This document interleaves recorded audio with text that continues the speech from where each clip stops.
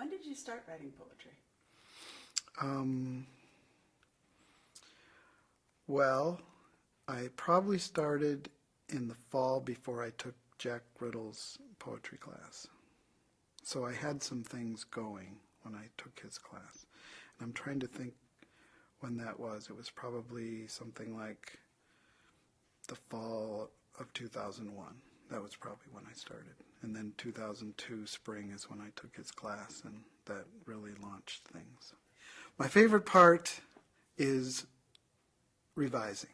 I almost said editing, but I want to call it revising because it's really seeing things again and again and again. I just love that part.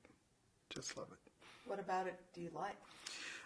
Well, because mainly what I'm talking about is writing poetry. It's very single word oriented, and I could play with word choice all day.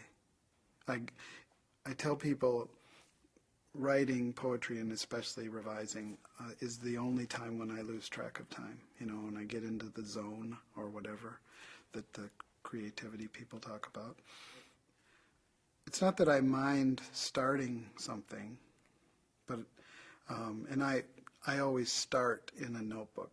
I'm long-handing, and then when I get pretty, maybe a full draft, but at least close to a full draft, and then there's kind of this click, and it's like, okay, here we go. And then I go over to the computer and record it, and then the fun begins. I love the thesaurus that you can use with Word, but I also use the thesaurus book, following my own rule, which is never using a word that I wouldn't otherwise use unless it's very intriguing, and then I'll look it up and I'll study it and I'll work on it because I just really want that word. And I didn't know that word before. Here it is. Do you seek outside feedback as you're working on pieces? Not as much as other people do. I'm not in a writing group. I would run things, mainly I've run things by Priscilla Atkins and Jack Riddle, but I haven't bothered them for a long time.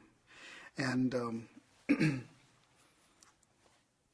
that seems to be okay with me. I just do it by myself, and maybe it would help my poetry if I did that, but so far I haven't really been very good about seeking out people to read it.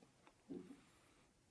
But I get rejected a lot by magazines, so maybe I should be getting feedback.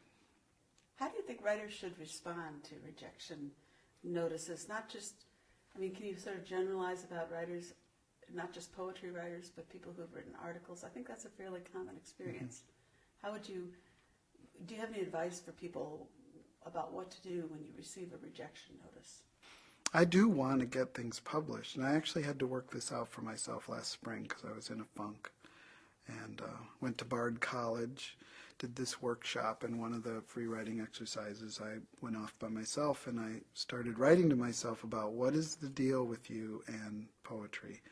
Why are you in this funk? And I realized it was because I'd gotten away from why I was writing it to begin with, which was maybe therapeutic, but more for the fun.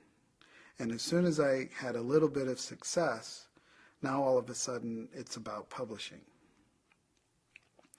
And so I had to kind of talk myself out of that, but not completely. So what I told myself was, it's fine and cool to get published, but can you work toward that without being so attached to it? Kind of the Buddhist thing, maybe.